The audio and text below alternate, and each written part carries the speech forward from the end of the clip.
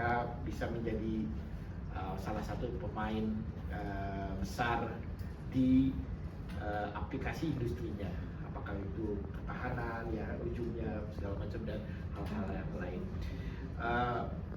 Itu yang pertama. Yang kedua tentu ketika kita bicara industri ini Bapak Ibu, di Turki itu saya tadi sudah sampaikan ada dua industri yang buat mereka tidak akan gadaikan dalam negosiasi dengan semua negara.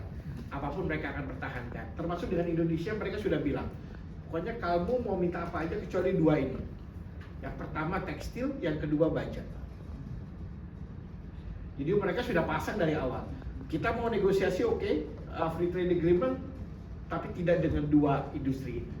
Jadi sedemikian rupa mereka melihat industri nilai strategis dari dua industri ini buat Turki, tekstil dan baja. Buat mereka kalau tekstil, kalau dari sisi aspek tenaga kerja kita belum bicara aspek strategis lain ya, aspek tenaga kerja saja yang terlibat dalam industri tekstilnya Turki itu 250.000 sampai 300.000, ini yang formal saja. Bajanya sendiri 150.000 sampai 200.000 pekerja yang formal saja, belum termasuk yang turunannya dan lain-lain. Jadi kenapa Turki melihat dua industri ini menjadi sangat strategis, khusus untuk besi dan bajanya Turki. Konsumsi mereka sendiri per tahun tuh, tahun terakhir kemarin 2024 38,1 juta ton konsumsinya mereka. Nah, kalau kita bicara tentang positioning Turki Pak, nanti sebelum saya bicara tentang kebijakannya sehingga kita bisa melihat sebetulnya seperti apa industri ini diprotek oleh negara. Yang pertama dari sisi positioning Turki itu, kalau kita pecah di international trade terkait dengan baja ini, industri baja ini kita bagilah menjadi dua, misalnya HSK 72 dan 73. Itu bisa yang lebih gampangnya begitu ya. 72 ini terdiri dari bahan mentah raw sampai bahan setengah jadi, yang 73 bahan jadi. Nah, untuk Turki itu positioningnya dia untuk 72 karena dia memang tidak punya bahan mentah. Dia adalah importer terbesar kelima di dunia dengan nilai 23,6 billion US dollar, sekitar 5% dari pasar global. Lumayan dengan negara yang nggak terlalu ini, tapi dia punya share marketnya 5%, sekitar 23,6 billion. Tetapi ketika bicara tentang HSK 73, di mana bahan jadi ini yang jadinya industri ini, dia adalah eksportir ke-8 terbesar di dunia. Nilainya belum terlalu besar, 9,8 billion. Ini ekspor mereka ke dunia. Pasar market share-nya sekitar hampir 3%. Ekspor Turki ke dunia untuk HSK 73 ini. Nah, kalau kita bicara sekarang potret Indonesia dan Turki seperti apa untuk industri baja ini, saya lengkapnya saya sudah punya kajiannya, tetapi lebih singkatnya aja untuk 72 ya, karena kalau 73 kecil sekali saya nggak ini hitung. Untuk 72 itu kita saat tahun 2024 kemarin mengekspor sekitar 827,9 juta dolar. Nah, ini terbesar, tertinggi ekspor kita ke Turki, 34% Pak. Dari 2,4 billion ekspor kita ke Turki atau importasi Turki dari Indonesia, 34%-nya itu dari baja ini sendiri. Ini lebih ke stainless steel karena 7209 barangnya. Nah, Indonesia sendiri sebetulnya ekspornya kalau nggak salah 2,43 billion US dollar ke dunia. Ekspor Indonesia untuk ini menguasai sekitar 3,5%. Itu ya. Ya, Indonesia keempat ya. Keempat. 72 ini Indonesia keempat di pasar Turki. Di pasar Turki yang pertama pasti Cina lah, ya kan? Cina, kalau nggak salah Amerika atau Jerman gitu pokoknya. Nah, baru ininya Indonesia. Nah, Turki importer. Jadi untuk 72 ini Indonesia eksportir keempat di dunia, Turki importer kelima di dunia. Sebetulnya ini disebut ya nempel gitu ya. antara kita sebagai eksportir, Turki sebagai importir untuk HSK 72 ini sendiri. Tapi memang akhirnya kalau saya lihat detailnya lebih banyak ke 7209 tadi itu. Nah, sekarang kita bicara tentang kebijakan Turki itu tadi ininya, tapi detailnya berapa importasi Turki dari masing-masing HSK 72 dan 73 itu saya punya Pak. Jadi berapa besarannya termasuk misalnya importasi Turki untuk HSK 72072 ya, 7219 Pak. 7219 importasi Turki dari dunia tahun 2024 itu 1,4 billion US dollar. Hanya HSK 7219 itu 1,4 billion dunia. Nanti kita bicara tentang bagaimana trade remedies atau anti dumping yang dilakukan Turki untuk memprotek industrinya. Nah, terkait dengan kebijakan Turki, Bapak Ibu semua, ini yang saya tadi bilang dan tadi disampaikan, ini adalah dampak dari apa yang saya sebut mereka paham kelemahan dan kekuatan mereka ada di mana. Mereka tahu negara mereka ini mau dibawa kemana. Mereka tahu bagaimana memaksimalkan potensi yang mereka punya. Di industri baja ini sendiri, dari aspek HSK tadi kalau kita bicara perdagangan internasional 7273, dia lakukan luar biasa di HSK 72, tarifnya itu dari 0 Pak, sampai 40%. Kenapa 0 sampai 40%? 0 itu untuk produk-produk mentah, raw materials. Buat dia tidak kenakan pajak sama sekali, tidak kenakan biaya sama sekali. Untuk produk masuk ke dia yang mereka import untuk produk mentah itu 7201 sampai 7205 kalau tidak salah. Itu nanti apa-apanya aja itu ada. Nah, untuk yang setengah jadi dari 7206 sampai 72 sekian sampai 1920 sekian itu dikenakan 40%, Pak. Itu sifatnya yang MFN ya, most favored nation. Semua negara kena, kecuali mereka yang punya FTA, trade agreement. Kayak Malaysia, Korea itu punya trade agreement, dia bisa kosong, bisa hanya sekian persen, tidak sampai 40%. Tapi MFN semua negara yang tidak punya trade agreement 40%. Tapi tidak hanya di situ, Pak. Dia punya apa yang disebut additional custom duties, tambahan tarif. Jadi ada semua tarif tapi ada tambahan additional custom duty untuk memprotek 72 ini 2 sampai 25%. Jadi in addition dari 40% tadi, Pak, itu ada 2 sampai 25%. Kalau dimaksimalkan berarti Turki mengenakan tarif untuk 72 HSK 72 untuk yang bahan setengah jadi, bukan bahan mentah, bahan setengah jadinya untuk memproteksi ingin lokal mereka itu sampai 65%. Lebih parah dari Amerika. Itu yang luar biasa. Tapi mereka nggak konfrontatif seperti Amerika. Saya bilang Bapak Presiden waktu ke Turki, Pak, ini negara lebih proteksionis dibandingkan Amerika, Pak. Dan silent tapi jangan. Buat mereka silent, nggak gaduh. Buat mereka memproteksi industrinya. Nggak peduli mereka. Begitu. Itu idealnya mereka. Nah, uniknya kalau kita bicara di 73, karena 73 mereka pemain, Pak ya. Mereka kan eksporter ke-8 terbesar di dunia. Dengan tadi 9,8 billion US dollar. Mereka tarifnya itu 0 sampai 10%. Karena mereka pemain. Mereka nggak khawatir. 0 sampai 10%, yang 10% itu adalah memproteksi lokal. Jadi untuk memproteksi lokal dia pasang tarif yang paling tinggi 10%.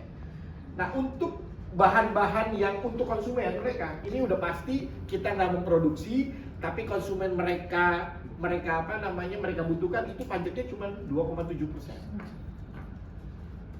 Importasi untuk produk yang mereka tidak buat tapi dibutuhkan konsumen untuk konsumsi domestik 2,7%. Nah, yang lebih ini keberpihakan, Pak.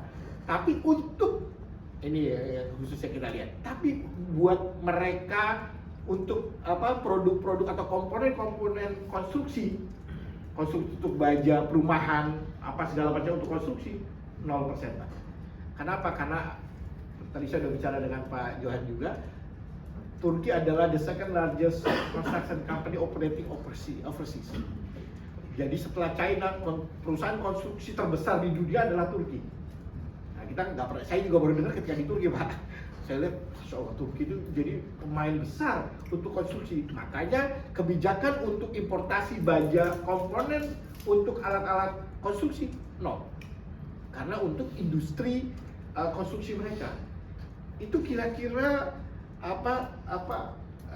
kebijakannya Turki dari aspek mereka mengembangkan industri bajanya di dalam negeri dan bagaimana mereka memproteksi semua elemen dari masyarakatnya. Jadi tidak dipukul rata untuk untuk ini segala macam, tapi demi kepentingan masing-masing segmentasi pasarnya mereka, mereka punya kebijakan sendiri-sendiri. Ketika kita bicara ACD atau Additional Custom Duty yang tadi untuk HS73 sama 0 sampai 25%. Jadi tidak 2 sampai 20%, tapi 0 sampai 25%. Nah, in addition dari itu semua ada lagi anti dumping, Pak. Yang trade remedies tadi, ada lagi safeguard-nya di mereka. Anti dumping itulah yang saat ini terus terang kita sedang menghadapi proses anti dumping yang diluncurkan dari tahun 2024 yang dipropose inisiasi oleh perusahaan Turki joint venture dengan Korea, POSCO. Itu yang mau dihajar adalah 7219 yang salah satu stainless steel yang cold roll stainless steel itu yang lagi diinvestigasi saat ini. Prosesnya saat ini sedang on-site verification. Kemarin mereka ada di 26-29 ada di Morowali Mei bulan yang lalu untuk melihat secara langsung proses yang sedang berjalan. Tetapi yang akan kena dua negara aja, China dan Indonesia, anti dumping ini. Karena tadi yang saya bilang untuk 7219 ini Turki mengimpor 1,4 billion, Pak. Dari China itu 32%, 453 juta US dollar. Dari Indonesia 394 juta US dollar, 28% pasar kita. Jadi kalau ini kena nanti anti dumping, potensi yang terkena adalah sekitar 400 juta US dollar. Ekspor kita akan ini. Oke, itu kebijakan secara umumnya. Nah, terakhir saya ketemu dengan asosiasi, saya ketemu dengan pengusaha-pengusaha baja di Turki segala macam. Buat mereka problem dari Indonesia, khususnya produk Indonesia, khususnya stainless steel adalah yang termurah buat mereka dan bagus. Jadi mereka sudah tutup mata, udah pasti ngambilnya dari Indonesia, which is kemungkinan besar dari Morowali tadi. Produk-produk Morowali.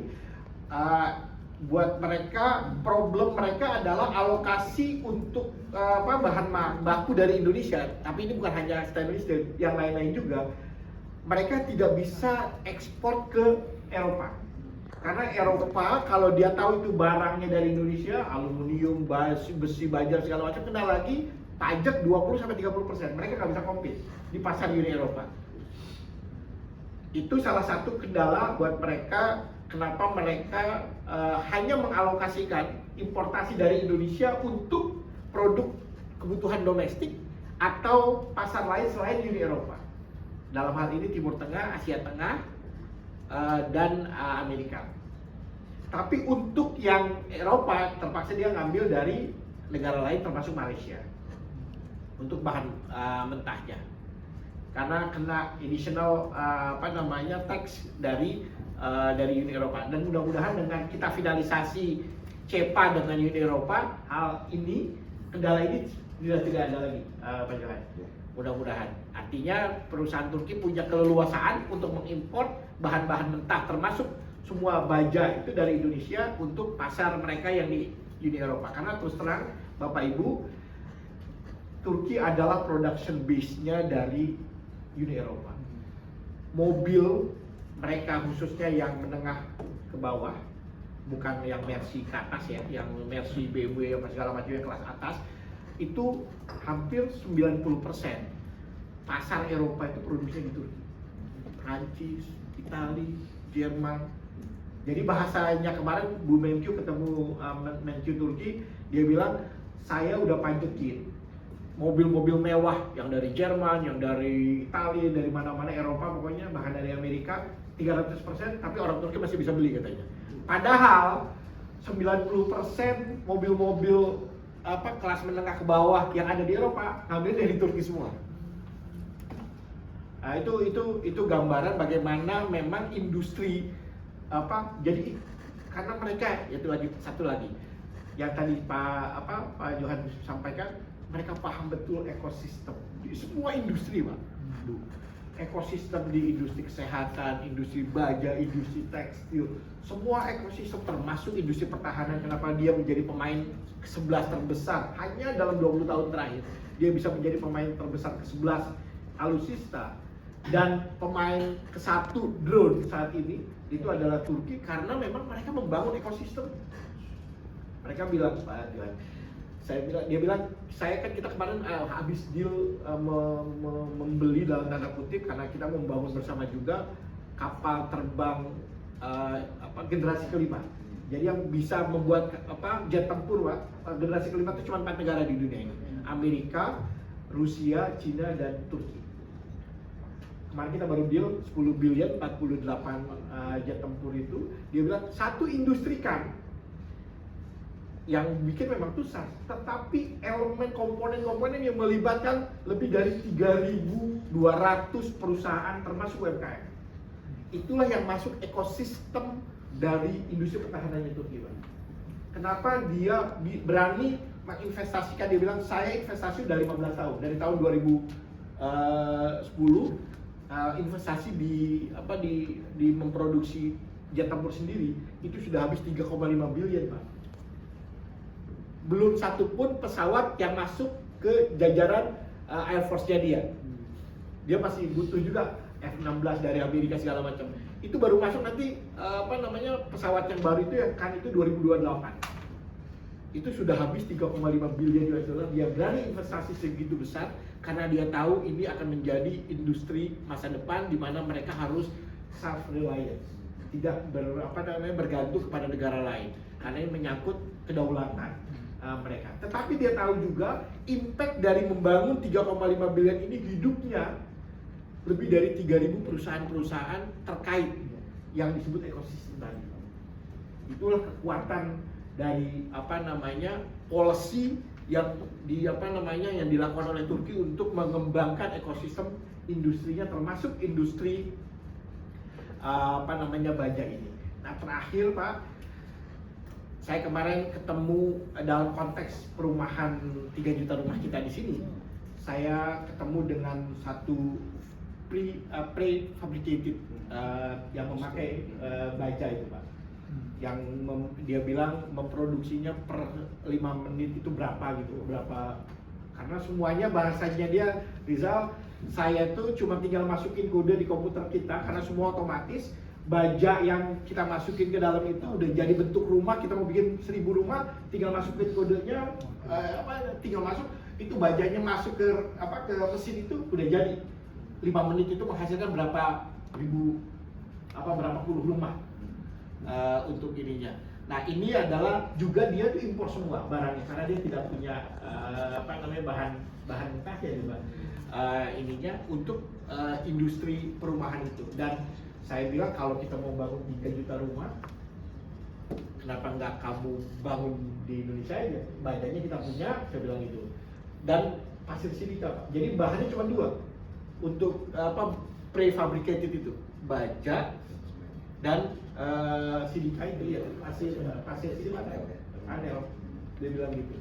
Dan itu ada semua di Indonesia. Teknologinya dari Turki itu adalah peluang kalau menurut saya yang karena kan 3 juta rumah itu kan per tahun ya, dalam jangka waktu sekian tahun. Dan mindset Indonesia harus sudah berubah dari solid ke prefabricated, karena kalau kita lihat prefabricated bentuknya, Pak, udah nggak kelihatan lagi prefabricated gitu. Jadi kesolidan semen segala macam itu udah akan hilang dengan semua konstruksi baja ringan tadi dia bilang. Dan per meternya kemarin prefabricated itu, Pak, hanya kurang dari $100. Wow. Saya cek kemarin ada beberapa perusahaan event Cina 300 Pak. Kalau bajanya stainless atau karbon? Karbon. Oh. Dia jenis karbon. Ada tuh jenisnya, kemarin saya dikasih tahu. Saya kan penasaran ininya cek coba ini apa ini kelompok baja karbon yang dipergunakan untuk aplikasi drawing katanya. HS code-nya 7212400 atau 721069000.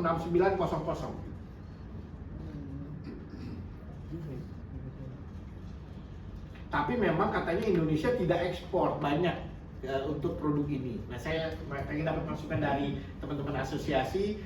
Dari hal tersebut kita bisa lihat memang keberpihakan orkestrator yang mengorkestrasi sebuah industri ini ya tidak punya pilihan. Ya mereka itu tadi saya bilang Pak Johan, nggak boleh lagi ada ego sektoral. Kalau semua kementerian pengen KPI-nya yang masuk ya kan, padahal dia tidak memperhatikan ekosistem industrinya, yang jadi korban adalah pelaku usaha. Tidak ada keberpihakan dari pemerintah ini gitu. Jadi sepanjang yang dilihat adalah sangat ego sektoral, tidak pernah melihat helikopter view dari pohon industri sebuah pohon dari sebuah industri ya sangat sulit. Itulah yang disebut membangun ekosistem, termasuk di dalamnya adalah mengatur tata niaga, ya kan, importasi, ekspor, termasuk bea dan lain-lain. Saya rasa ini yang pelajarannya yang sangat berharga dari apa yang dilakukan negara-negara lain, termasuk diantaranya Turki yang kita memang mau tidak mau harus belajar banyak.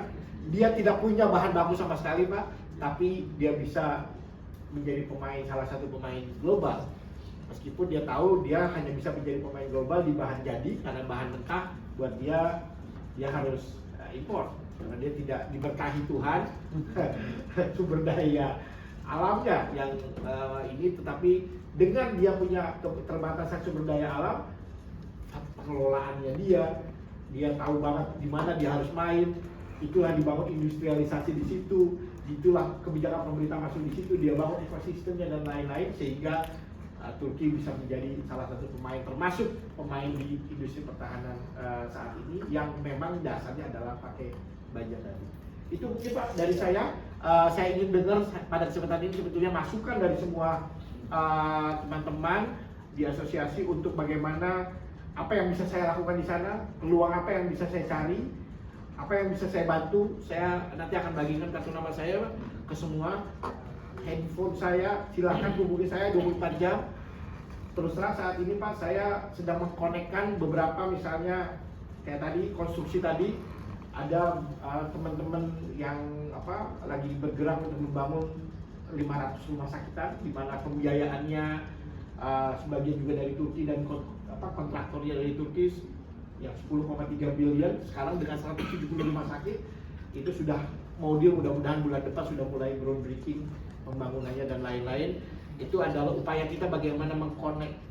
Saya sebagai konektor di sana, saya sebagai fasilitator untuk melihat peluang yang ada di Indonesia dan peluang yang ada di Turki. Terus terang kelemahan saya Pak Johan, satu, mencari mitra atau partner di Indonesia setengah mati Pak. Peluangnya ini, mereka mau ini, ketika saya cari susahnya setengah mati. Apalagi energi, aduh ampun betul. New and renewable energy Pak. Orangnya sudah di Indonesia lebih dari 60 hari, mau investasi $100 juta, nggak ada yang mau nemuin Pak. Ditemuin malah ditakut-takutin. Di sini izinnya aja 5 tahun sampai 7 tahun. Saya tuh udah frustasi Pak.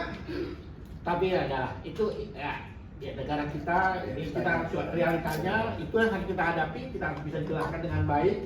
Kita bicara tentang nasionalisme, nggak ada yang nggak cinta negara ini, ya kan?